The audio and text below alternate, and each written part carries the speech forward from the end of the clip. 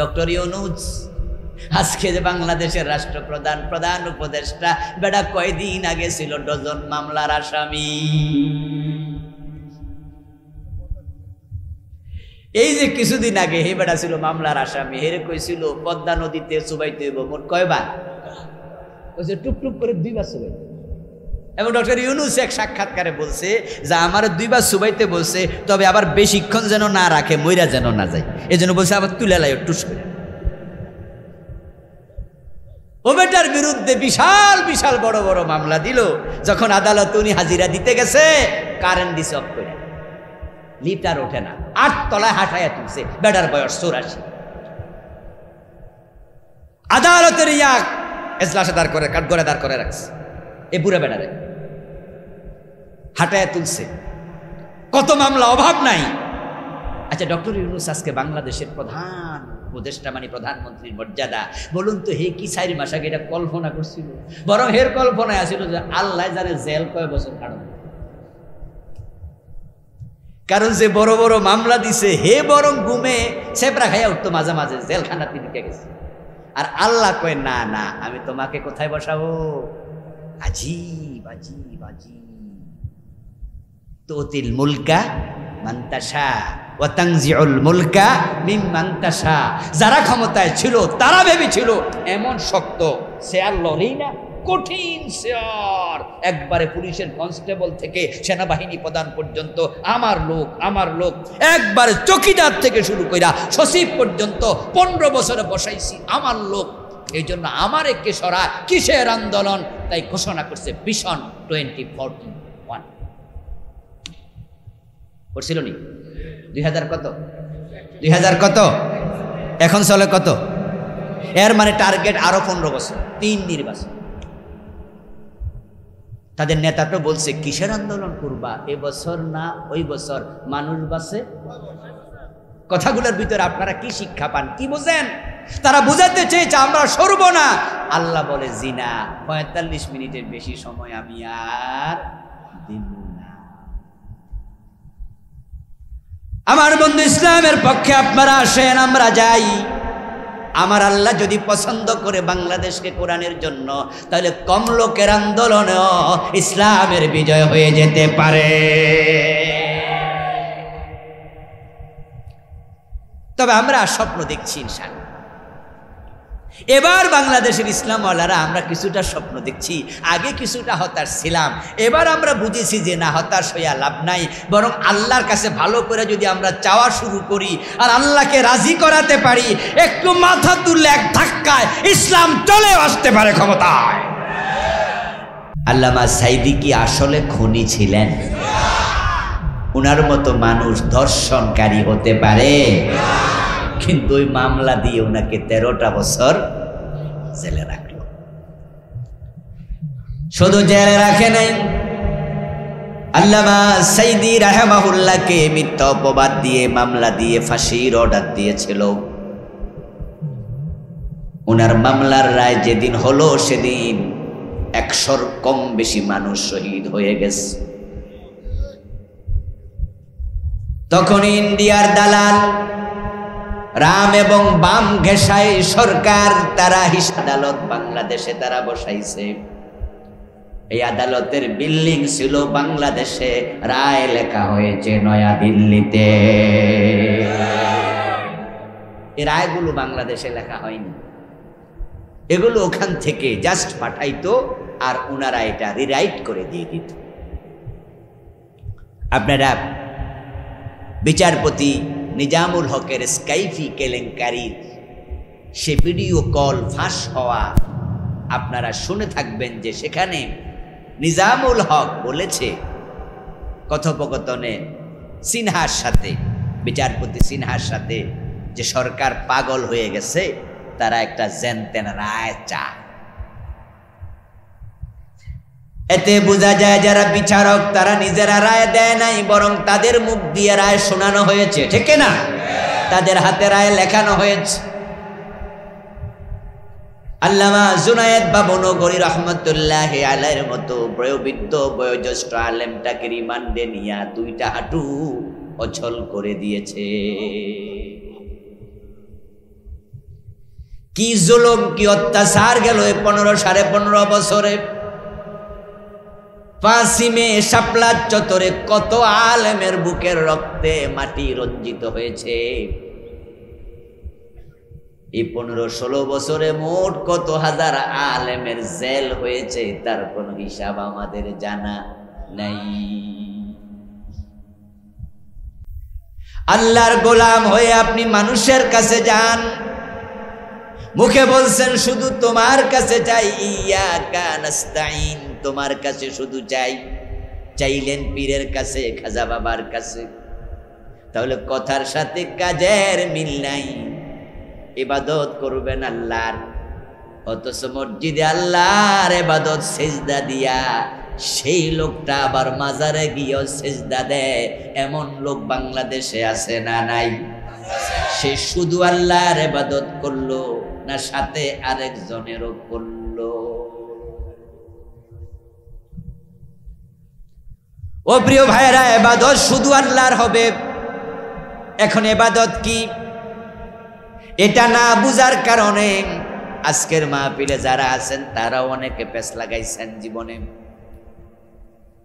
মনে মনে ভাবছেন, হুজুর আমি তো পীরের কাছে ছেলে চাই নাই, কোনোদিন মেয়ে চাই নাই, তাহলে আমি তো অন্যের কাছে চাওয়া থেকে মুক্ত। আমি তো ভণ্ড পীরের পায়ে কোনোদিন সেজদা দেই নাই, আমি তো অন্যের ইবাদত করি, তা থেকেও মুক্ত।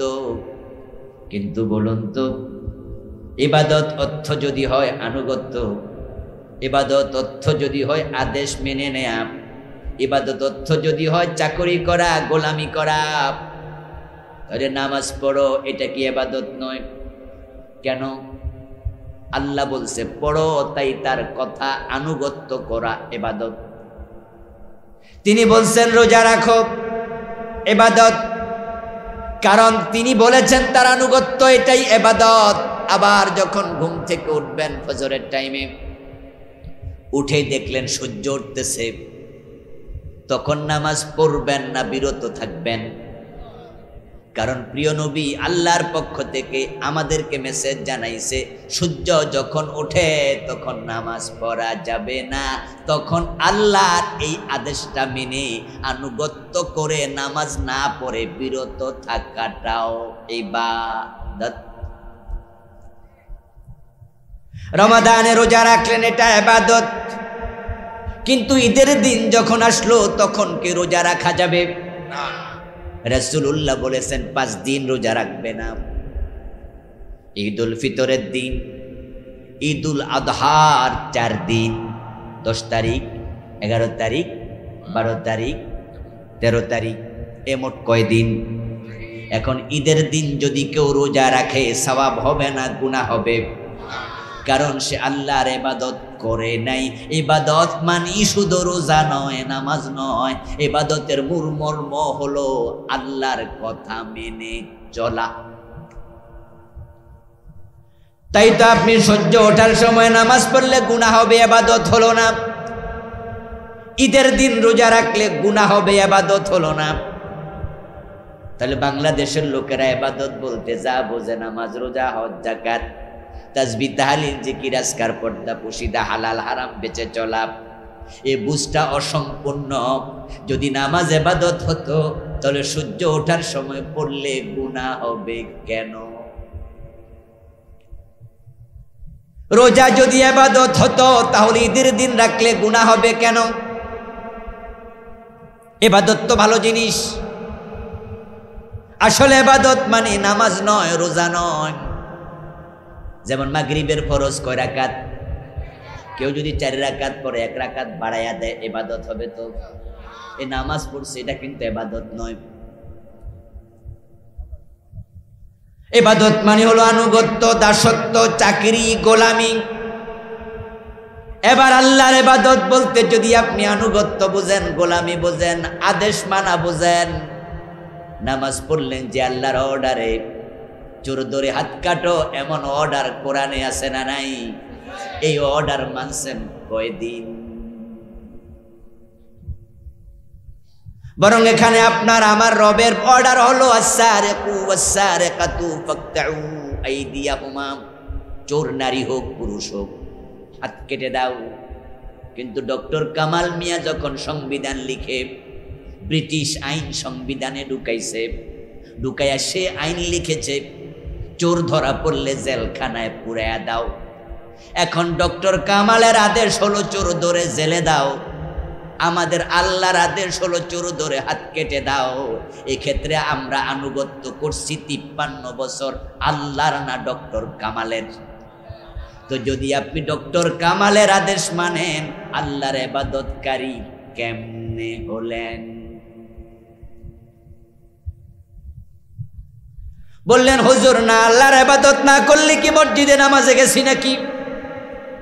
আমি আপনারে প্রশ্ন করলাম, হ্যাঁ আপনি ইবাদত করতে তো মসজিদে গেছেন, আপনি 5 ওয়াক্ত নামাজ পড়ছেন, কিন্তু আদালতে যখন আপনি বিচারক হইয়া রায় দিছেন, তখন চোর ধরে হাত কাটার রায় কয়দিন দিছেন? এখানে আপনি দেন নাই, এখানে সংবিধানের আলোকে দিছেন। তাহলে শুধু এক আল্লাহর আনুগত্য কেমনে হলো? আপনি তো আনুগত্য করলেন একাধিক জনের, আর যারা একাধিক জনের কথা মানে তারা এক আল্লাহর গোলাম আর থাকে না।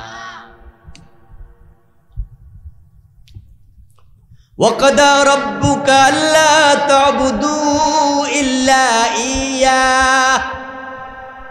ও প্রিয় নবী, তোমার রবের এটা ফয়সালা, এটা নির্দেশ, এক আল্লাহ ছাড়া কারো কথা শোনা যাবে না। আমরা তো শুনছি, আমরা আল্লাহরও শুনি, ডক্টর কামালেরও শুনি। এই যে আমরা দ্বিচারী হয়ে গেলাম, দ্বিমুখী হয়ে গেলাম, যারা দ্বিমুখী হয় তাদেরকে বলা হয় মুনাফিক। মুযাবযাবিনা বাইনা যালিকা লা ইলাহা উলা ওয়ালা ইলাহা উলা।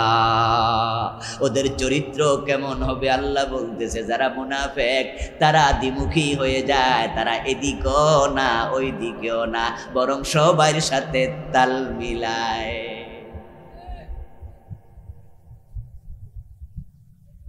এজন্য তো আপনারা মসজিদে গিয়ে আল্লাহ ছাড়া কাউকে মানেন না, আল্লাহর কথার বাহিরে ইমাম গেলে ইমামরে লোকমা দেন, ইমামরেও মানি না।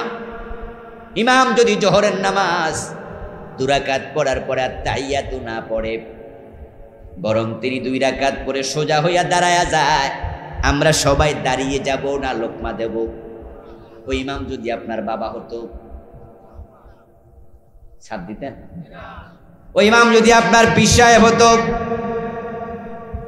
আমার বাবা আমার পীর যেই হোক, রাসূল বলেছে 2 রাকাত পরে আত্তাহিয়াতু পড়া ওয়াজিব। এবার বলুন তো, প্রিয় নবী যে বিধানগুলো দিয়েছেন বানায়া বানায়া দিছে না আল্লাহ শিখাইছে? এই যে নামাজ 2 রাকাত পরে আত্তাহিয়াতু পড়তে বসতে হয়, এটা নবী মুহাম্মদ বানায়া প্রচলন করেন নাই। হ্যাঁ, তিনি আমাদেরকে বলেছেন সাল্লু কামা রাআইতুমুনি উসাল্লি, তোমরা নামাজ পড়ো সেভাবে আমি নবী মুহাম্মদকে নামাজ পড়তে দেখেছো যেভাবে।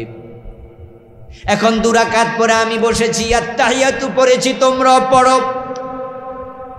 তবে শোনো, এই যে 2 রাকাত পরে আত্তাহিয়াতু পড়তে বসলাম, এটা কিন্তু আমি বানায়া প্রচলন করি নাই। قال النبي صلى الله عليه وسلم أمني جبريل عند البيت مرتين। কিভাবে নামাজ পড়তে হয় আল্লাহ জিবরিল আমিনকে ইমাম বানায়া আমাকে 10 ওয়াক্ত নামাজ পড়ায়া শিখাইছে। সহিহ বুখারীর riwayat আম্মানি জিবরিল ইনদাল বাইতি মাররাতাইন। প্রিয় নবীজি বলছেন জিবরিল আমিন 2 বার 2 দিন আমার ইমামতি করছে। নামাজ যখন ফরজ হলো মেরাজের রাতে, প্রিয় নবীজি 10 ওয়াক্ত 5 ওয়াক্ত নামাজ নিয়ে চলে আসলেন। 50 ছিল 45 কমে গেল, 5 ওয়াক্ত নিয়ে জমিনে আসলেন। আল্লাহ পরদিন জিবরিলকে পাঠিয়ে দিলেন, যান কাবাতে আপনি রাসূলুল্লাহর ইমাম হন, উনাকে পিছনে দাঁড় করান, তারপর আপনি কেমনে নামাজ পড়তে হয় ইমামতি করে রাসূলকে শিখান। প্রথম দিন 5 ওয়াক্ত পড়লেন, প্রথম ওয়াক্তে আউয়াল ওয়াক্তে। দ্বিতীয় দিন 5 ওয়াক্ত পড়লেন আখের ওয়াক্তে। 2 দিনে মিলে কয় ওয়াক্ত হলো? এবার জিবরিল আমিন বলতেছে, ইয়া রাসূলুল্লাহ, আমি 10 ওয়াক্ত নামাজ ফার্স্ট টাইম, লাস্ট টাইম, আউয়াল ওয়াক্ত, আখের ওয়াক্ত পড়ে আপনাকে দেখাইয়া দিলাম। আমার আল্লাহ আমারে পাঠাইছে যেন আপনাকে আমি নামাজ পড়া শিখাই। এটাই হলো নামাজের ওয়াক্ত। এর বাহিরেও যাবেন না, সামনেও যাওয়া যাবে না। আপনি খুব ব্যস্ততার কারণে আপনি যদি মনে করেন যে 5 ওয়াক্ত নামাজ একসাথে পড়ে ফেলবেন, হয়ে যাবে? সময় নির্ধারিত, কোন সময় শুরু কোন সময় শেষ, এটা আল্লাহ জিবরিলকে পাঠাইয়া রাসূলকে দেখাইয়া দিয়েছে। এর বাহিরে যাওয়া যাবে না। যেমন এখন যদি আমরা ফজরের নামাজ পড়ে ফেলি, হবে নাকি? সময় নির্ধারিত। প্রিয় নবীজিকে দেখে আমরা 2 রাকাত নামাজ পড়ে বসতে শিখেছি, আল্লাহ শিখাইছে। আমাদের কুমিল্লা জজ কোর্টে ম্যাজিস্ট্রেট 5 ওয়াক্ত নামাজি এমন 2-4 জন আছে না নাই? কথা বলেন আছে না? 5 ওয়াক্ত নামাজি জজ আছে। জজ সাহেব যদি জোহরের নামাজ পড়তে মসজিদে যায়, ইমামকে দেখলো 2 রাকাত ফরজ পড়াইয়া ভুলে দাঁড়াইতে শুরু করছে, আত্তাহিয়াতু পড়তে বসতে মনে নাই। জজ সাহেব কি উনার সাথে সাথেই দাঁড়াবে না লোকমা দেবে? কারণ 2 রাকাত করে বসা তাহিয়াতু পড়ার জন্য ওয়াজিব, এটা জজ সাহেবও জানে। এখন লোকমা দিল, ইমাম সাহেব হুজুর লোকমা পাইয়া তিনি বুঝলেন আমার তো ভুল হয়েছে। উনি বসে গেলেন, যথারীতি নামাজ শেষ করে সাউ সেজদা দিয়া আবার নামাজ সালাম ফিরালেন, শেষ। এখন জজ সাহেব চলে গেল আদালতের চেয়ারে। বিচার শুরু 2:30 থেকে 2টা থেকে। এবার বলুন তো, চোরের মামলার যখন রায় দেয় তখন জজ সাহেব চোর ধরে হাত কাটার রায় দেয় না জেলখানার রায় দেয়? চোর ধরে হাত কাটার রায় দেয়। এটা নফল না ওয়াজিব না ফরজ? গুরুত্ব ওয়াজিবের বেশি না ফরজের বেশি? তো কিছুক্ষণ আগেই জজ সাহেব লোকমা দিছিল কোন মাসলায়? ওয়াজিবে। আর এখন ছাড়ল কি? ফরজ। মানে এই হুজুর আমরা যারা আছি, ইসলামের কনসেপ্টটাই এরকম, কিছু মানি না। তাহলে এক আল্লাহর গোলাম হলেন কেমনে?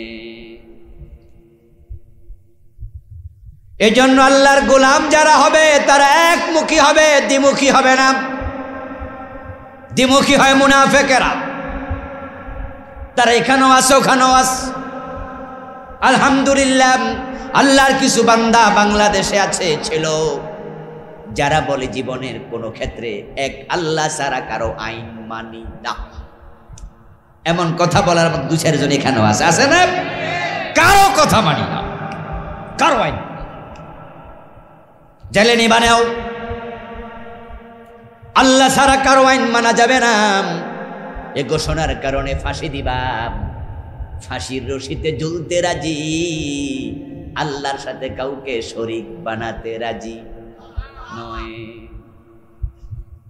তবে এই জাতীয় মানুষের সংখ্যা খুব কম হওয়ার কারণে 53 বছর বাংলাদেশ ধর্মনিরপেক্ষ সংবিধানে চলছে। যদি এই সংখ্যা বেশি হতো, 51% হয়ে যেত, তাহলে আল্লাহর কোরআন ডিরেক্ট সংবিধান হয়ে যেত। আপনারা বলেন তো, কোরআন থাকতে মুসলমানের কোনো সংবিধানের দরকার আছে? আমরা তো ছোটকাল থেকে শুনেছি সব সমস্যার সমাধান দিতে পারে আল কোরআন। কোরআন আমাদের দস্তুরে কামেল, এটা পরিপূর্ণ সংবিধান। মানুষের জীবনের যা প্রয়োজন সব কিছুর আলোচনা, সব সমস্যার সমাধান আল্লাহর কোরআনে আল্লাহ 1450 বছর আগে দিয়ে রেখেছে। ওমা ফাররাতনা ফিল কিতাবি মিন শাই, আমার আল্লাহ বলে দিয়েছেন আমি এই কিতাবের মাঝে কোনো বর্ণনা বাকি রাখি নাই। তিবিয়ানান লিকুল্লি শাই, এই কিতাবকে আমি তিবিয়ান বানিয়েছি, সব আলোচনা এখানে আছে। তোমার কি দরকার? অর্থনীতি, রাজনীতি, সমাজনীতি, শিক্ষানীতি, ব্যবসা নীতি, বৈবাহিক নীতি, স্বরাষ্ট্রনীতি, পররাষ্ট্রনীতি, আওয়াজ দিয়ে বলুন সব কোরআনে আছে না নাই? কোরআনে অর্থনীতির কত আয়াত, অভাব নাই। আহাল্লাল্লাহুল বাইআ ওয়া হাররামার রিবা ওয়াইলুল লিল মুতাফফিফিন আল্লাযীনা ইযা ইক্তালু আলান নাসি ইস্তাওফুন ওয়া ইযা কালুহুম আও ওয়াজানুহুম ইখসিরুন। আরে এই কোরআন দিয়ে যদি আমাদের ব্যবসা চলতো, অর্থনীতি চলতো, তাহলে আমরা নিরাপদ থাকতাম। এত নিরাপদ, কেউ ওজনে আর কম দিত না। ওজনে কম দেওয়ার ব্যাপারে আল্লাহ তাআলা কোরআনে কত আয়াত, ওয়ালা তুখসিরুল মিজান আসেনি, ওয়াকিমুল ওয়াজনা ওয়ালা তুখসিরুল মিজান। এই বিধান যদি সমাজে চালু হয়ে যেত, তাহলে আমরা ঠকতাম না। কানা ল্যাংরা খোড়া ব্যাগ কলো যদি দোকানে যেত, একটা হাবা গাবা লোক সেও যদি দোকানে যেত, 100 টাকার খরচা কিনতো, দোকানদার ভাবতো ছেলেটা বোঝে না, বুঝ কম, কিন্তু আমি তো বুঝি, তাকে যদি ঠকাই হাসরের ময়দানে আমাকে জবাব দিতেই হবে। আমার রব তো বলে ওজনে কম দিও না, আমি কেমনে কম দেই? মালে ভেজাল দিও না, মানুষ ঠকায়ও না। প্রিয় নবীজি মুহাম্মদ সাল্লাল্লাহু আলাইহি ওয়াসাল্লাম কোরআনটাকে বাস্তবে আমল করেছেন, সাহাবীদেরকে শিখিয়েছেন, নিজে প্র্যাকটিক্যাল দেখাইছে। আমার রাসূল বাজার দিয়ে যাচ্ছেন, একজন বিক্রেতা স্তূপ আকারে খাবার বিক্রি করছে, এক স্তূপ খাবার নিয়ে দাঁড়িয়ে আছে। হতে পারে সেটা গম, হতে পারে সেটা খেজুর, হতে পারে অন্য কোনো খাবার। বিক্রেতা বিক্রি করবে, আল্লাহর হাবিব গেলেন, গিয়ে তার স্তূপের ভিতরে উনার পুরাটা হাত তিনি ঢুকাইয়া দিলেন। ঢুকাইয়া ভিতর থেকে এক মুষ্টি খাবার বের করলেন, কারণ তিনি হাত ঢুকানোর পরে পাওয়াজাদা বালালান, তিনি ভিজা ভিজা অনুভব করলেন। তাই এক মুষ্টি এনে দেখে ভিতরের খাবারগুলো পানি মিশ্রিত। প্রিয় নবীজি আবার বললেন, মা হাদা, এই মিয়া দোকানদার এসব কি? ফাকাল আসাবাতুস সামা আসাবাতুল মা।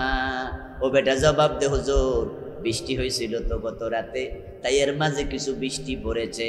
আমার রাসূল জবাব দেন, চালাকি করো না, তাহলে বিজাটা উপরে দিলা না কেন?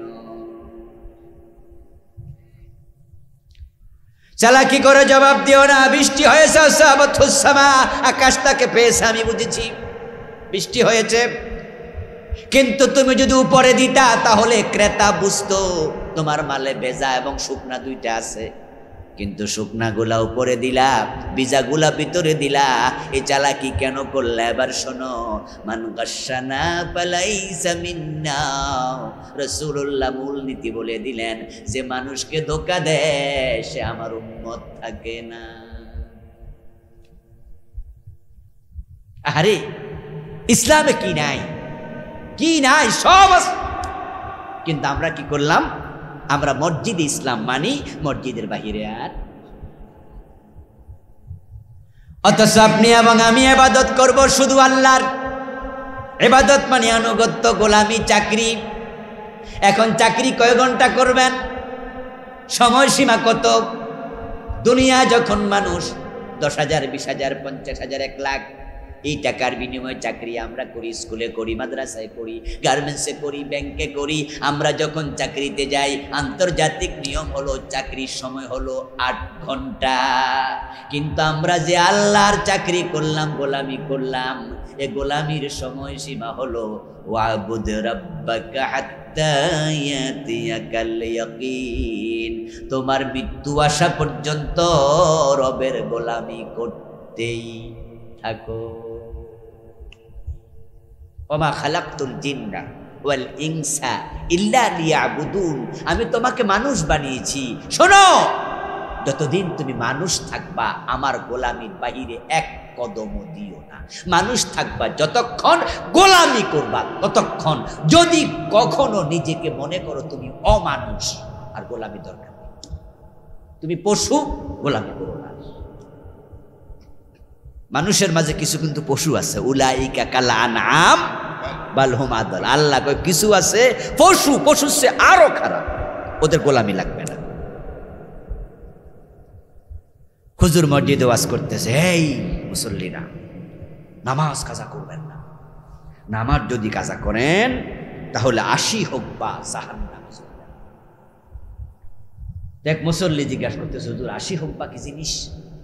বলল 1 হুকবা মানে 1 কোটি 86 লক্ষ বছর। হুজুর বলতেছেন 1 হুকবা 1 কোটি 86 লক্ষ বছর, তাহলে 80 হুকবা, সুবহানাল্লাহ। 1 ওয়াক্ত নামাজ কাজা করলে এত বছর, তাহলে আমার পাশের বাড়ির আব্বাস তো নামাজই পড়ে না, এর খবর কি? হুজুর কো এর কোনো হুকবাই নাই।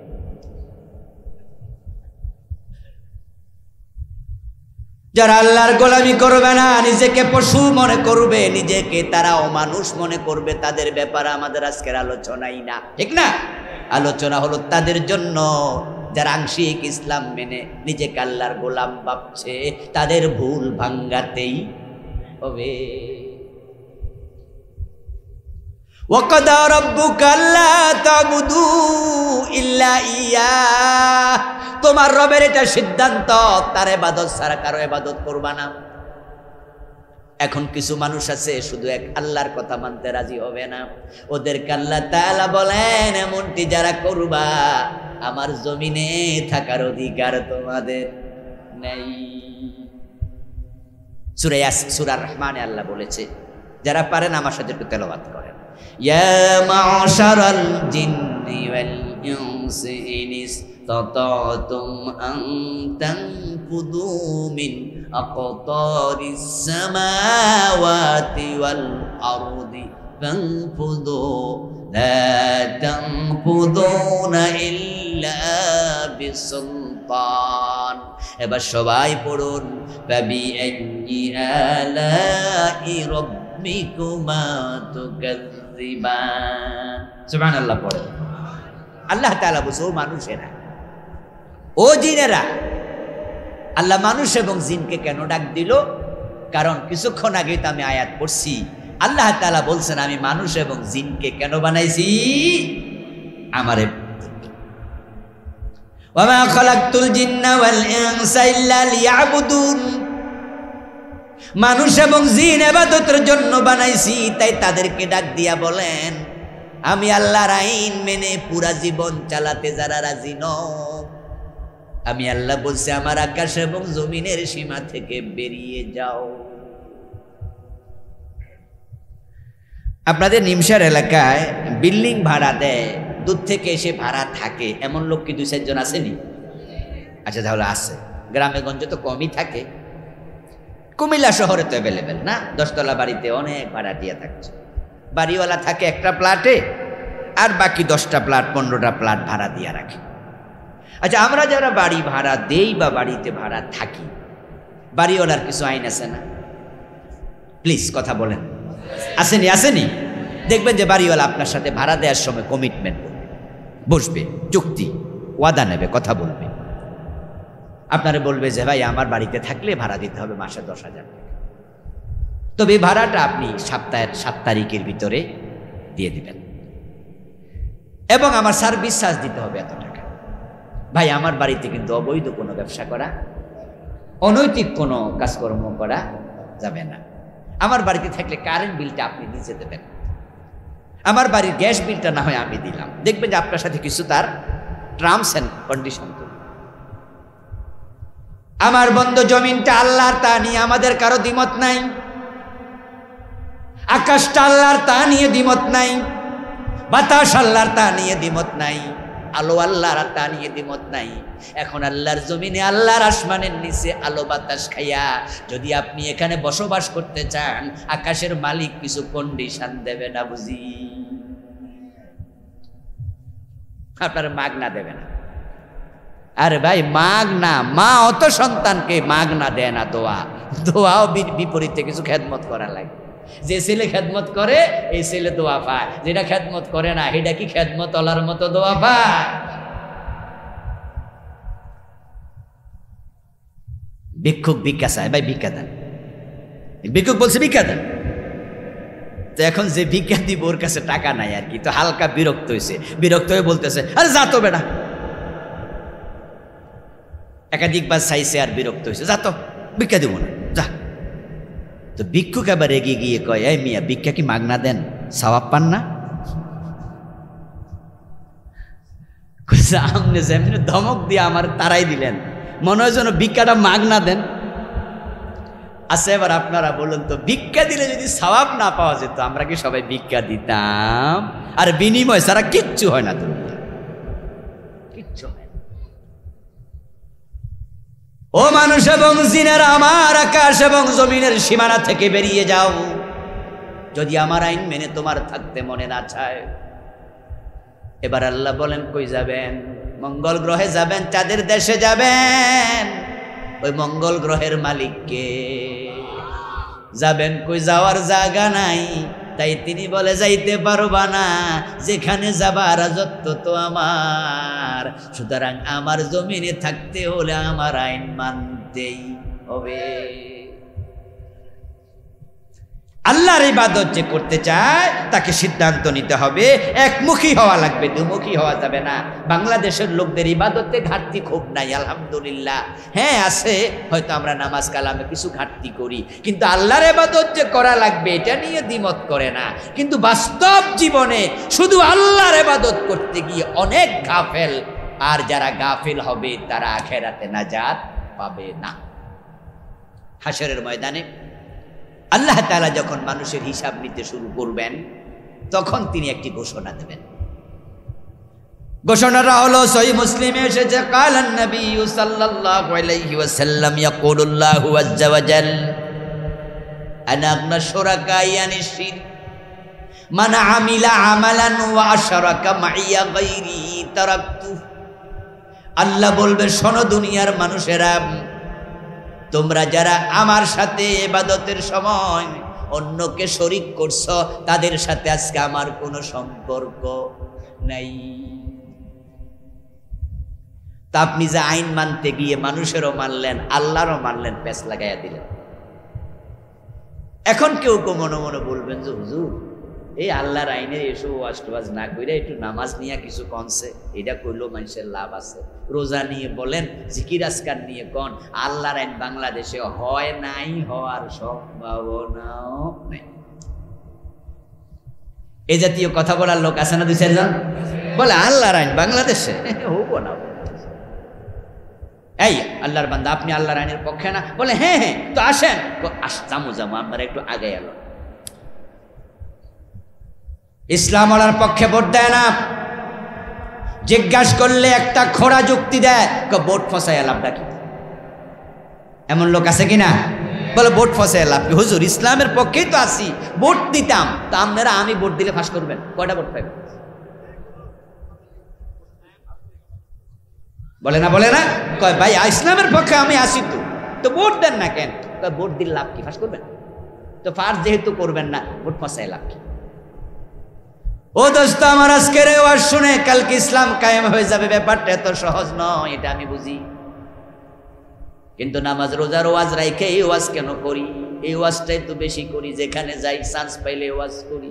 এর কারণ তো একটা, সেটা হলো নামাজ বা তোমার এই নামাজ তো বাতিল। হাসরের দিন আল্লাহ বলবে যে আমার ইবাদত করতো, সাথে অন্যরও যোগ করছে, আমি তার সাথে সম্পর্ক রাখি না। যারা মুশরিক তাদের নামাজের কোনো দাম নাই। এখন আমার ভোট পচায়া লাভ কি? এই কথা দোস্ত বলবেন না। আপনার ভোটে কে পাস করলো, কে ফেল করলো, ওইটা দেখা দরকার নাই।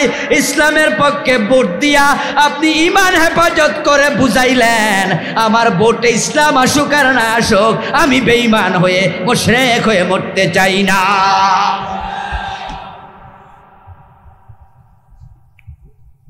আস-সাইয়্যু মিন্না ওয়াল ইতমামু মিনাল্লাহ। চেষ্টা করব আমরা, সফলতার মালিক কে? জোরে বলেন, সফলতার মালিক কে? আল্লাহ চাইলে অল্প ভোট ওয়ালারও বিজয়ী করে দিতে পারে। কেমনে করবো আমরা জানি না, এটা আল্লাহর ব্যাপার। আল্লাহ যে পারে তার প্রমাণ কোরআনে আছে। আল্লাহ নিজে বলছেন, কাম মিন ফিআতিন কালিলাতিন গালাবাত ফিআতান কাসীরাতাম বিইযনিল্লাহ। কোরআনে আল্লাহ বলেন, এমন ঘটনা অনেক ঘটেছে, ছোট ছোট দল বড় বড় দলের উপর বিজয়ী হয়ে গেছে। বদরের যুদ্ধে মুসলমান ছিল 313, আবু জেহেলের বাহিনী ছিল 1000। বিজয় হয়েছে কার? তাবুকের যুদ্ধে কাফের ছিল 3 লক্ষ, মুসলমান ছিল মাত্র 30,000। কাফেররা যুদ্ধের ময়দানে আসার সাহসী করে নাই, বিনা যুদ্ধে মুসলমানের বিজয় হয়ে গেছে। ও দোস্ত, আপনি আমি সেটা দেখা দরকার নাই। বিজয় হবে কি হবে না এটা আল্লাহর ব্যাপার। যদি হয়ে যায় আলহামদুলিল্লাহ, যদি বিজয় না হয় কমপক্ষে হাসরের ময়দানে আমার আল্লাহ আমার সাথে সম্পর্ক বিচ্ছিন্ন করবেন না। তাই ব্যক্তি জীবন থেকে আন্তর্জাতিক জীবন পর্যন্ত, পাকঘর থেকে সংসদ ভবন পর্যন্ত, জীবনের বটম থেকে টপ পর্যন্ত সব জায়গায় আল্লাহর আইন মানতে রাজি হওয়া দরকার আছে না নাই? আর আল্লাহর আইন মেনে চলার নামই হলো ইবাদত। আল ইবাদাতু হিয়া কাদাউল হায়াতি বিহাসবি আওয়ামিরিল্লাহি তাআলা ওয়া নওয়াহি। ইবাদত মানে হলো আল্লাহ এবং রাসূলের আদেশ নিষেধের ভিত্তিতে জীবন পরিচালনা করা। এই চিন্তা যারা লালন করবে তারাই জান্নাতি হবে। তাই তো আল্লাহ তাআলা হাসরের ময়দানে জান্নাত দেওয়ার আগে একটা ঘোষণা করবেন। আল্লাহ বলবেন ফাদখুলি ফি ইবাদি, তারপরে এবার বলবেন ওয়াদখুলি জান্নাতি। প্রথমে ওয়াদখুলি জান্নাতি বলবে না, বলবেন ফাদখুলি ফি ইবাদি, আমার গোলামের কাতারে আগে ঢোকো। কে আমার ইবাদতকারী ছিল তারা আগে লাইনে খারাপ। আপনি কি ভাবছেন দৌড় মাইরে ঢুকে যাবেন? এত সোজা? হাসরের ময়দানে সব কার নিয়ন্ত্রণে থাকবে? জোরে বলেন কার? সেখানে আপনার আমার কারো নিয়ন্ত্রণ থাকবে না, কোন নবীর না। ওয়াল আমরু ইয়াউমা ইযিন লিল্লাহ। এই জন্য নবীরা পর্যন্ত ইয়া নাফসি করবে। সেদিন আল্লাহ ছাড়া কারো কথা চলবে না, ফেরেশতারা পর্যন্ত কথা বলবে না, দাঁড়িয়ে থাকবে সোজা, পাখা নড়বে, আওয়াজ করবে না। আল্লাহ তাআলা যখন বের হবেন, প্রকাশিত হবেন মানুষের সম্মুখে, ক্বালা নবী সাল্লাল্লাহু আলাইহি ওয়াসাল্লাম ইয়াকশিফু রাব্বুনা আন সাকিহি। সহিহ বুখারীর riwayat, আল্লাহর হাবিব বলেন আল্লাহ যখন তার কদমের কাপড় তুলবেন, এর মানে তিনি প্রকাশিত হবেন। আল্লাহকে দেখার সাথে সাথে ফায়াসজুদু লাহু কুল্লু মুমিনিন ওয়া মুমিনা, দুনিয়ার নামাজি মানুষগুলো, মুমিন মুমিনাগুলো আল্লাহকে দেখার সাথে সাথে সিজদায় পড়ে যাবে। যখন মুমিন মুমিনা ভালো মানুষেরা সিজদায় পড়ে যাবে, তখন যারা এই 2 নাম্বার ভেজাল মানুষ, এদিকেও ছিল ওইদিকেও ছিল, ওরা দেখবে আমিও তো নামাজ পড়ছি, তাহলে আমি কেন সেজদা করব না? সেও সেজদা দিতে চাইবে কিন্তু পারবে না। ওয়ায়াবকা মান কানা ইয়াসজুদু ফিদ দুনিয়া রিয়ান ওয়া সামআ।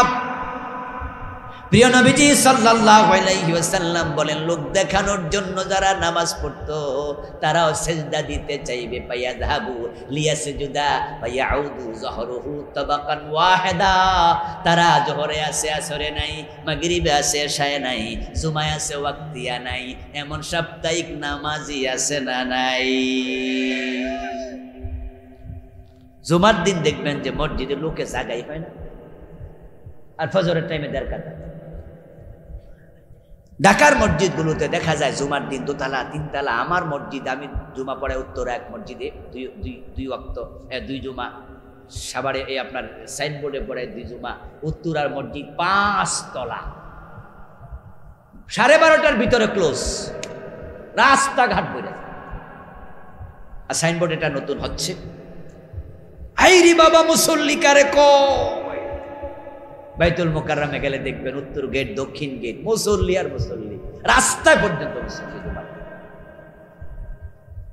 কিন্তু জোহরের টাইমে মসজিদের অর্ধেক, এশারের টাইমে আরো কম। আমার বন্ধু, যে সমস্ত মানুষগুলো জুমার দিন গেল, আবার আগামী সপ্তাহে আসবে, মাঝখানে 5-7-35 ওয়াক্ত শেষ, শুধু এক তক্তার ঠেলা 34 ওয়াক্তের খবর নাই।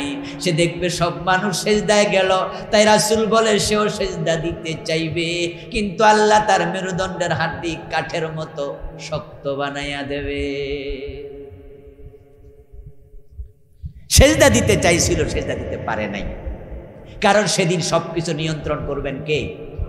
তো আপনাকে বলা হবে আমার বান্দার কাতারে দাঁড়াও, তারপরে জান্নাতে যাও। তো বান্দার কাতার আপনি কেমনে দাঁড়াবেন? ফেরেশতা তো লাঠি লইয়া খাড়াই থাকবে, বলবো ওরে পিটাইয়া সভা। সে সুবিধাবাদী ছিল, সুবিধাবাদী ছিল। 5 ওয়াক্ত নামাজ পড়তো, কপালে কালো দাগ ছিল, রমাদানের রোজা রাখতো, অথচ আল্লাহর আইনের কথা বললে চেহারা কালো হয়ে যায়। বলে রাজনীতি ফাজনীতির কথা ওয়াজ করা দরকার নাই তো হুজুর, হুজুর আপনি অন্য ওয়াজ করেন, রাজনীতি আমরা করি, আমরা এগুলো বুঝি। ও দোস্ত, কোরআনের আইনের কথা বললে রাজনীতির গন্ধ খোঁজ, নামাজ পড়তে রাজি, আল্লাহর আইন মানতে রাজি নাই, তুমি সুবিধাবাদী। মনে রেখো, সুবিধাবাদ জিন্দাবাদে মোমেন হওয়া যায় না।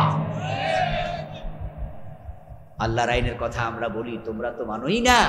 উল্টা আমরা যারা বলি তাদেরকে রাজাকার বলতো দ্বিধা করে না। আপনারা যারা হতভাগ্যদের দলে যেতে না চান, আল্লাহর বান্দাদের কাতারে দাঁড়িয়ে জান্নাতে ঢুকতে চান, আপনার প্রতি আমার বিনীত করজোর আবেদন যে আজ থেকে আপনি সিদ্ধান্ত নিয়ে বাড়ি যান, মৃত্যু পর্যন্ত জীবনের কোনো জায়গায় আল্লাহ ছাড়া কারো আইন মানব না। রাজি আছেন? তাহলে ধর্মনিরপেক্ষ সংবিধান মানার সুযোগ আর কই? সুযোগে তো নাই। এই 53 বছর যাদের সাথে চলেছেন আজকে তওবা করে ফেলেন। ওরা ধর্মনিরপেক্ষতাবাদী। ধর্মনিরপেক্ষতা কুফরি মতবাদ, এটা কুফর, এটা বিশ্বাসের নাম যার সাথে ইসলামের সংঘর্ষ সুস্পষ্ট। বিশ্ববিখ্যাত ডিকশনারি কেমব্রিজ নামক একটি ডিকশনারি আছে, অক্সফোর্ড আছে, অক্সফোর্ড বিশ্ববিদ্যালয়ের নামে আছে, কেমব্রিজ ইউনিভার্সিটির নামে আছে। ওই কেমব্রিজ ডিকশনারিতে ধর্মনিরপেক্ষতা যা দিয়ে 53 বছর বাংলাদেশ চলছে তার সংজ্ঞা এভাবে দেয়া হয়েছে: secularism is dead belief, religion should not be involved with any ordinary political and social activities of a country. ধর্মনিরপেক্ষতা হলো ইসলাম ধর্ম সামাজিক এবং রাজনৈতিক কোনো কাজে মাথা ঘামাবে না। নাউজুবিল্লাহ পড়বেন না? আচ্ছা, সমাজে যদি ধর্ম না থাকে মানুষগুলো বেঈমান হয়ে যাবে না? বেদিন হয়ে যাবে না? ধর্মনিরপেক্ষতার মানে হলো শিক্ষায় ধর্ম থাকবে না, রাজনীতিতে ধর্ম থাকবে না, সমাজে ধর্ম থাকবে না। ধর্ম থাকবে শুধু মসজিদে আর ব্যক্তি জীবনে। মাদ্রাসায় ধর্ম থাকুক, মসজিদে ধর্ম থাকুক, তা নিয়ে নেতাদের মাথা ঘামানো নাই। কিন্তু যারাই বলবে এই ধর্মকে আমরা মসজিদ থেকে সংসদে নিতে চাই, তখন তারাই মৌলবাদী বলে গালি খায়। মৌলবাদী নাম শুনছেন? মৌলবাদী গালি কারা খায়? তাদেরকে বলে আমরা এ হুজুররা মৌলবাদী বলে না। কেন মৌলবাদী বলে? সব জায়গায় ধর্মটা নেই।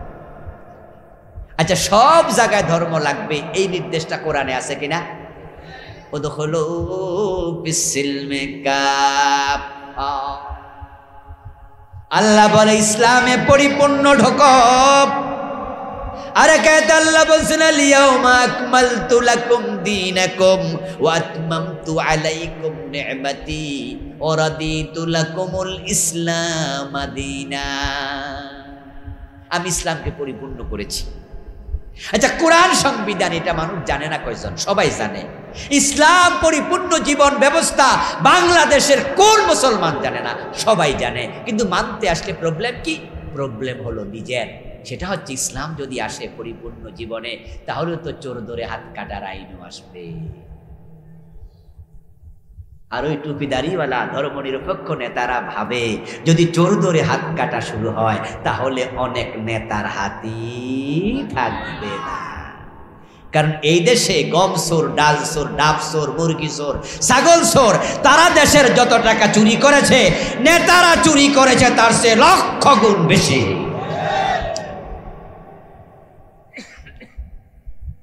আমার প্রিয় ভাইরা, আমাদের নেতৃত্ব নিজে বললেন যে তার বাড়ির ফিয়ন কত কোটি টাকার মালিক? 400 কোটি। আপনি ভাবতে পারেন, ফিয়ন যদি 400 কোটি টাকার মালিক হয়, তাহলে বাড়িওয়ালা কত কোটি টাকার মালিক? আচ্ছা, আপনারা এখানে যারা আছেন সাধারণ মানুষ, কানাডায় বেগম পাড়ায় কার কার ফ্ল্যাট আছে? হাত তোলা দেন। আমাদের কারণে কানাডায় বেগম পাড়া কারা বাড়ি বানাইলো, কারা ফ্ল্যাট কিনলো, তাদের মাঝে খোঁজ নেন যারা সরকারের চাকরিজীবী ছিল এবং গত 15 বছরে সরকার চালাইছে, তারাই আছে অধিকাংশ। পুলিশের সাবেক আইজিপি বেনজির, নাম শুনছেন? বেনজির, আসলে বেনজির শব্দটা হলো বেনজির, এটার আমরা এক শব্দে বেনজির বলি। আসলে কোনো নজির নাই, হে এক পিস। আমেরিকায় তার প্লট অভাব নাই, কয়েকশো। পত্রিকায় আসছে সে একা 10,000 কোটি টাকার মালিক হচ্ছে। ও দোস্ত, ইসলাম দেখলে তারা ভয় পাবে না কেন? ইসলাম আসলে তো চোর ধরে হাত কাটার আইন আলটিমেট এসে যাবে। আর দেশের শত শত কোটি টাকা চুরি করে যারা আমেরিকায় বাড়ি বানালো, মালয়েশিয়ার সেকেন্ড হোম বানালো, কানাডায় বেগম পাড়া বানালো, ইসলাম যখন খোঁজ নেবে, রাষ্ট্র যখন ক্ষমতায় আসবে, ইসলামী বিধান আসবে, তখন খোঁজ নিলে দেখা যাবে হাজার হাজার নেতা চুরির সাথে জড়িত। তখন হাত কাটা শুরু হলে তাদের উপায় কি? এই জন্য ইসলামী আইনের কথা শুনলে তাদের চেহারা কালো হয়ে যায়। আচ্ছা, হোটেল শেরাটনে মদ খাইছেন, এখানে কয়জন আছেন? একজন আমরা নাই।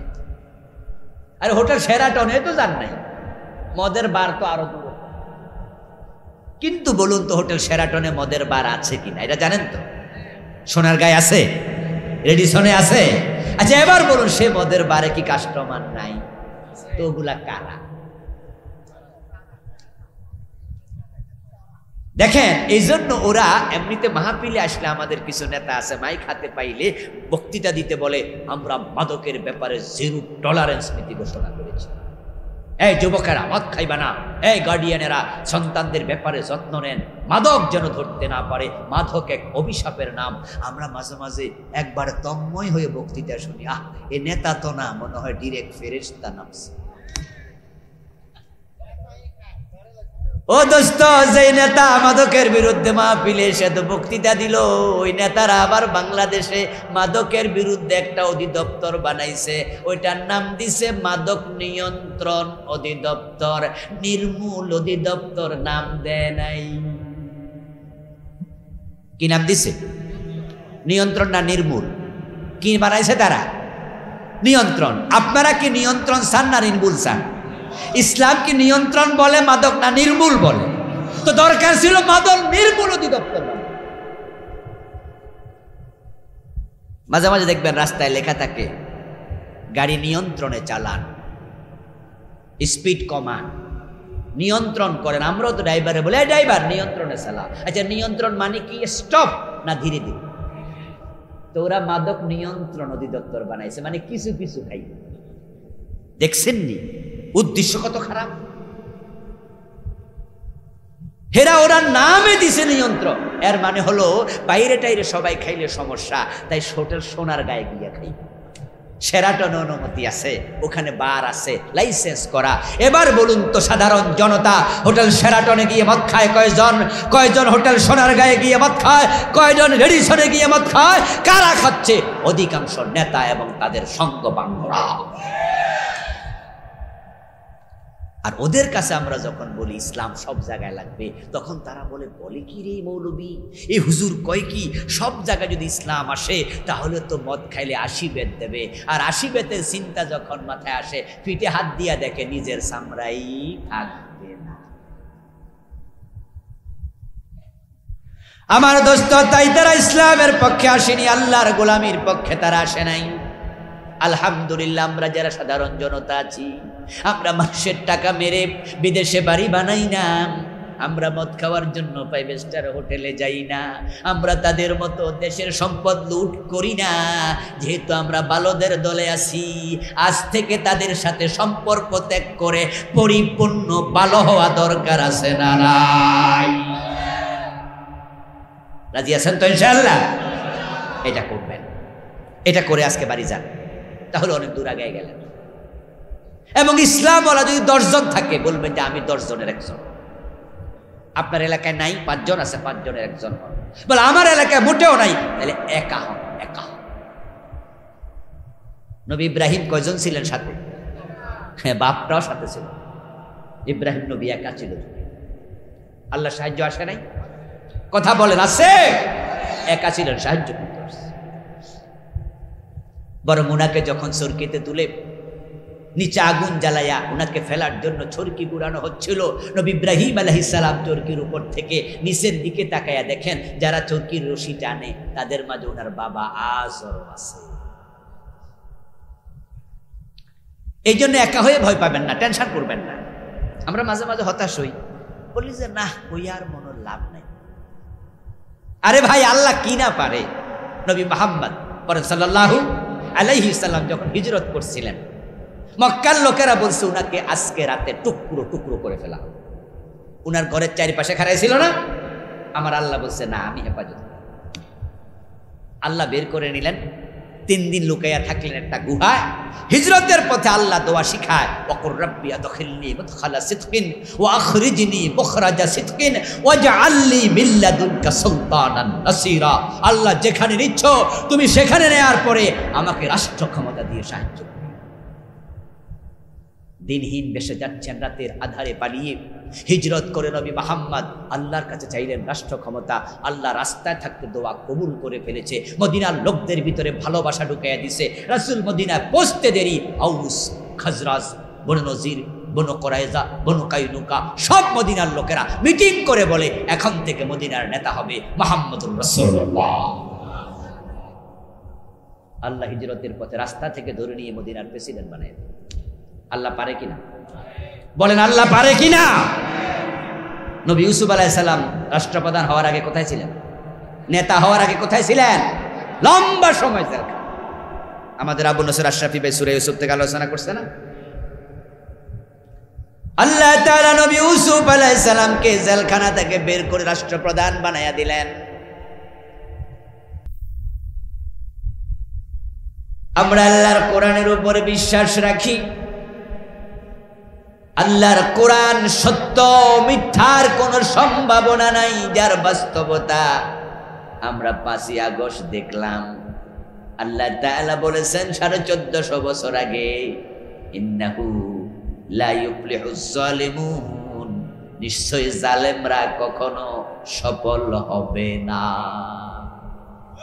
কে বলেছেন? কে বলেছেন? ইন্না, ইন্না অর্থ কি? আল্লাহর কথা তো এমনি সত্য। এই ভাইয়েরা বসেন না, 1-2 জন ছাড়া বাকিদের বসাই দেবেন, দেখতে সুন্দর লাগে না। বসে যান, শুধু একজন ভলান্টিয়ার দাঁড়ায় থাকে, বাকিদের বসাই দেন। আল্লাহ তাআলা বললেন দৃঢ়তার সাথে, নিশ্চয়ই জালেমরা সফল হবে না। গত 15টা বছর আলেম ওলামাদের উপর যে জুলম হয়েছে, ইসলাম ওয়ালাদের উপরে, ডানপন্থীদের উপরে যে জুলুম হয়েছে, এমন জুলুম স্বাধীনতার 53 বছরে বাকি সবগুলোকে একসাথ করলে এই 15 বছর বাদ দিয়া বাকি যে 35-40 বছর থাকবে, সবটা তো এই পরিমাণ জুলুম হয় নাই। তো যারা জালেম তারা কখনো সফল হবে না, আল্লাহ বলেছেন। আমরা সেটাই দেখলাম 5 তারিখে তারা ব্যর্থ হয়েছে, তারা লাঞ্ছিত হয়েছে। আল্লাহ তাদেরকে অপমানিত করেছেন। ফেরাউন জুলুম করেছে, আল্লাহ তারে পানি চুবাইয়া মারছে। নমরুদ ইব্রাহিম আলাইহিস সালামের উপর জুলুম করেছে, আল্লাহ জুতার বাড়ি খাওয়ায়া দুনিয়া থেকে বিদায় করছে। গত 15 বছরে যে স্বৈরাচার জালেম সরকার জুলুম করেছে, আল্লাহ এতটাই বেজ্জতি করেছে, রান্না করা ভাত খাইয়া পালানোর সময় পায় নাই। ঠিক কিনা? ঠিক কিনা? পালাইছে তো আন্ডা বাচ্চা সহ 300 এমপি একসাথে, এবং তাদের সেনাপ্রধান। আমাদের না, এটা তাদের নিয়ম, তাদের আত্মীয়, ওরা নিয়োগ দিয়েছে, ওদের আত্মীয়। উনি বলেছে ম্যাডাম 45 মিনিটের বেশি সময় কিন্তু নাই, তাড়াতাড়ি পলান। আজ থেকে 805 বছর আগে বাংলাদেশের একজন হিন্দু রাজা, নাম ছিল লক্ষণ সেন। সে নাকি তার রাজ দরবারের পিছনের রাস্তা দিয়ে পালিয়ে গিয়েছিল। এই 805 বছর পরে এ স্বৈরাচারের নেতা প্রধানমন্ত্রী পালাইছে। এই 800 বছরে আর কেউ পালায় নাই। পালানোই প্রমাণ করে তার অন্তরে এমন ভয় আল্লাহ ঢুকাইছে যে সেই দেশে থাকার সাহস করে নাই। না হচ্ছে যে পালাইল। আচ্ছা, যারা ছাত্র আন্দোলন করছে তারা কি বলছে আপনি পালান? ওরা কি দাবি জানাইছে? আচ্ছা, আমরা কেউ কইছি পালান, তো পালাইলো কেন? আমার দোস্ত ছাত্ররা বলেছে কোটা সংস্কার করো। উনি যদি বলতেন ঠিক আছে করবো, আসো, দাবি জবাব লিখিত দিয়ে দাও, তোমাদের দাবি দাওয়াগুলো দিয়ে চলে যাও, আমি বিবেচনা করব, আন্দোলন এখানেই মাটি হয়ে যেত। কিন্তু তিনি বললেন রাজাকারের নাতিপুতিরে চাকরি দেব নাকি? সীমা লঙ্ঘন করতে করতে মুখে যা আসে তাই বলে। এবারও ঠিক তাই হয়েছে। যখন পোলাপানকে রাজাকারের নাতি বলে গালি দিল, জ্বলন্ত আগুনে ঘি ঢালার মতো অবস্থা, পোলাপান রাস্তায় নেমে গেল। উনি যদি দুদিন পরে বলতেন যে সরি, আমার ভুল হয়েছে, তোমরা আমার সন্তান তুল্য, নাতি ফুতি তুল্য, তোমাদেরকে রাজাকারের নাতি বলা আমার ঠিক হয় নাই, আমি সরি, গণভবনে আসো, 8-10 জন নেতা আসো, সমন্বয়ক আসো, একসাথে এক বেলা খাই, তোমাদের দাবিগুলো আমাকে বলো, আমি পূর্ণ করার আশ্বাস দেই। এখানেও আন্দোলন থেমে যেতে পারত, কিন্তু তিনি তা না করে উল্টা গুলি করার নির্দেশ দিলেন। আবু সাইদের বুকে গুলি, মুগ্ধের বুকে গুলি, আগুন আরো জ্বলল। মূলত আগুনটা উনি নিজে জ্বালাইছে, ঠিক না? সমাধান করা কিন্তু তার পক্ষে ইজি ছিল, এটা কোনো ব্যাপারই না। পোলাপান বলছে আমরা কোটা সংস্কার চাই, উনি বলতো ওকে ঠিক আছে, এটা আমি করছি, এটা কোনো ব্যাপারই না, একদিনে থেমে যেত।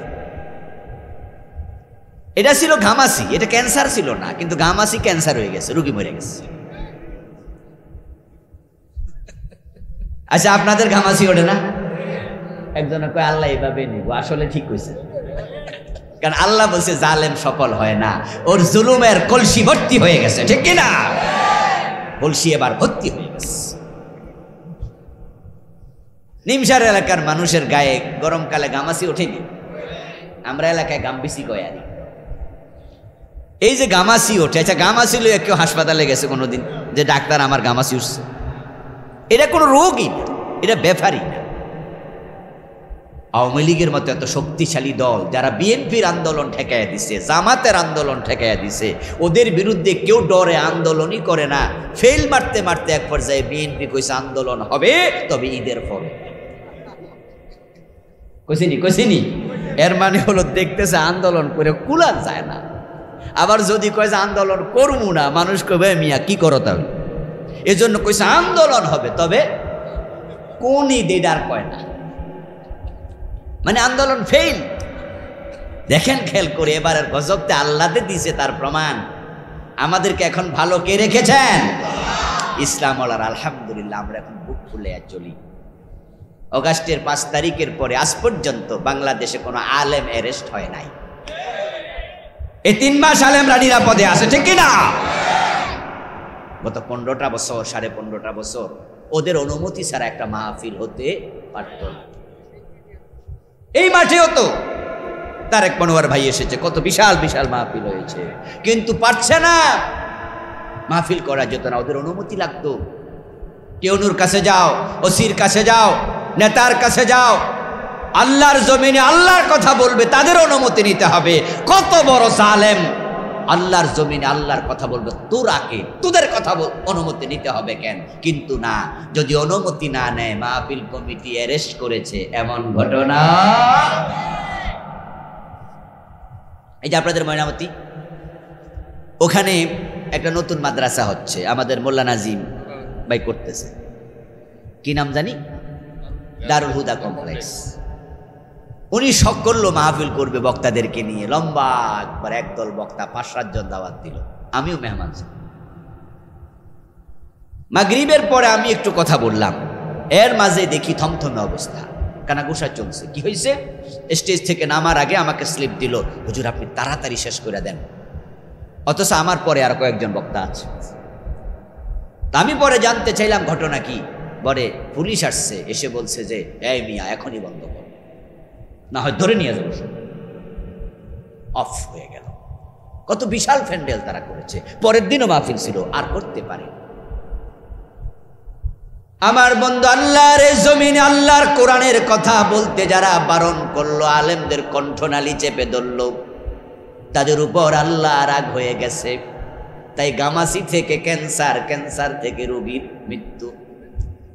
না, এবারের আন্দোলন কোন আন্দোলনিয়া বিএনপিরে থামাইতে যারা, জামাত ইসলামীর মতো শক্তিশালী দলের আন্দোলনকে যারা থামাইয়া দেয়, তারাই ফোলাফানের আন্দোলন তো কোনো ব্যাপারই না। আর ফোলাফান তো ওনার পদত্যাগ ছায়ও নাই, বলছে কোঠা সংস্কার। উনি যদি বলতো ওকে করতেছি, এখানে শেষ। কেন্তনা গুলি করো, 1400-র উপর বাচ্চাকে মাদ্রাসা, ইউনিভার্সিটি, স্কুলের ছাত্র তারা গুলি করে মারল। জুলাই এবং অগাস্টের আন্দোলনে মায়ের কোলের শিশু পর্যন্ত শহীদ হয়েছে, মায়ের কোলে বসে আছে, ব্যালকনি দিয়া গুলি এসে বাচ্চা কোলেরটাই মরে গেছে। হেলিকপ্টার থেকে তারা গুলি করেছে, উত্তরাতে ব্যালকনিতে ছোট বাচ্চা দাঁড়ায় আছে, 7 বছর বয়স। ওই বাচ্চার কপালের এখান দিয়ে ঢুকো, খান দিয়ে গুলি বের হয়ে গেছে, জায়গায় শেষ। আগুন লেগে গেল, ধাউ ধাউ করে জ্বলল। এখন ছাত্ররা বলতেছে না না, আমরা এখন আর কোটা সংস্কার চাই না, এখন নয় তো পাপ। যখন আরো অত্যাচার চললো, পোলাপান এবার বলতেছে আর সংস্কারের কোনো দরকারই নাই, কোঠা তুই ফিরিয়ে নে, আমার ভাইকে ফিরিয়ে দে। সরকার কইছে যার 90% আমরা দিলাম, 10% কোঠা তোমাদের দাবি মেনে নিলাম। পোলাপান কয় কোঠা লাগবই না, তোমার কোঠা এখন তুমি হালুয়া রুটি বানায় খাও, বরং আমাদের যে ভাইদেরকে মারছো এগুলার জীবন ফিরিয়ে দাও, কোঠা তুই ফিরিয়ে নে, আমার ভাইকে ফিরিয়ে দে। এবার এক দফা। হ্যাঁ, এক দফাটা কি ছিল? পালিয়ে যাও না পদত্যাগ? তুমি ফালাইলো কেন? ফালাইতে কেউ কইছে? আমার দোস্ত পোলাপান বলল পদত্যাগ, কিন্তু আরশের মালিক বলে না না, তোদের ছাওয়া হয় নাই, বরং পদত্যাগ নয়, জালেমদেরকে বাংলাদেশে আমি থাকতেই দেব না। তাই সেনাবাহিনী প্রধানকে আল্লাহ শিখাইয়া দিছে, বুঝাইয়া দিছে, তার অন্তরে ঢাইলা দিছে, যা তুই বল যে ম্যাডাম আপনাকে নিরাপত্তা আমি দিতে পারবো না, সময় আছে মাত্র 45 মিনিটস অনলি, এর ভিতরে পালান। আমার প্রিয় ভাই, আল্লাহর গজব এসেছে তাদের উপর। না হয় উনিও বলতে পারতেন সেনাবাহিনী প্রধানকে, না আমি পালাবো না, এটা আমার বাবার দেশ, বঙ্গবন্ধুর দেশ, আমি বঙ্গবন্ধুর কন্যা, আমি 4 বছর 4বার প্রধানমন্ত্রী, আমি পালাবো কেন? প্রয়োজনে শহীদ হয়ে যাব, জীবনটা দিয়ে দেব, দেখি কে আমাকে মারতে আসে মারুক, কিন্তু আমি পালাবো না। মাথা তুলে দাঁড়িয়ে যেতে পারত, কিন্তু তিনিও থাকলেন না, পালাইলেন, কারণ তার অন্তর ভয় ঢুকাইয়া দিছে কে? উনিও বলতে পারতেন পালাবো না, আসিয়া। যেমন ওবায়দুল কাদের সাহেব কইছিলেন পালাবো না, প্রয়োজনে ফখরুল সাহেবের বাড়ি যাও, কইছিল নি? এসব কোয়ার 2 মাসও লাগে নাই, ঠিকই পালাইছে। আল্লাহ বেজ্জতি কেমনে করে দেখেন। আচ্ছা, এই কাহিনীগুলো যে আমি কইলাম, শুনাইলাম, শুধু কি ক্ষোভ জানলাম? মোটেও নয়। ওদের সাথে ক্ষোভ জারার তো আর কিছু নাই, কারণ তারা তো এখন পরিচয় দেয় না, বরং আমি বলার পিছনে কারণ আমাদের জন্য এর মাঝে শিক্ষা আছে না না, আমরা যেন কখনো জালেম না হই। জালেম সফল হয় না, একটু পয়সাওয়ালা হলেই তো গরিব প্রতিবেশীর উপর জুলুম শুরু। একটু নেতা হয়ে গেলে বিরোধী দলের কর্মীর উপর জুলুম শুরু। ধনীর ছেলে গরিবের মেয়ে বিয়ে করলে যৌতুক দাবি করে। যদি যৌতুক দিতে না পারে অথবা কথা যদি একটু পান থেকে চুন খসে, হাল চাষ করার জন্য যে গরু পিটানোর লাঠি, এটা দিয়ে বউ পিটায়। এমন জালেম স্বামী আছে না নাই? শ্বশুর পক্ষ যদি একটু ঘাট তেরা হইতো তাহলে কি বউ ফিডাইতো? ভাবতো নিমসার বাজারে গেলে আমি উল্টা ফিডা খামো, আমার শালা রাস্তায় ফিডাই, গড়ে হের বোনেরে ফিডামো, রাস্তায় হে আমারে পিটাবে। কিন্তু যদি শ্বশুর পক্ষ গরিব পায় তখন স্বামী বউ পিটায়, এটা জালেম স্বামী। আমরা কখনো কেউ নিজের জায়গায় জালেম হতে চাই না, জালেম হবেন না। রাজি আছেন কিনা? যদি জালেম হন এবারের 5 তারিখ থেকে শিক্ষা নেন, আল্লাহর বিচার সবার জন্যই সমান। যদি ওদের মতো এত শক্তিশালী সরকারকে আল্লাহ লাঞ্ছিত করতে পারে, আপনি আর আমি কে?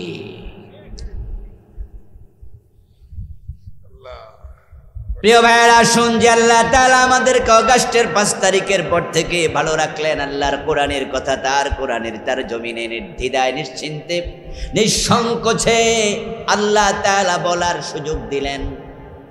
এখন আর কারো কাছে মাহফিলের জন্য অনুমতি নেয়ার যাওয়ার প্রয়োজনই নাই।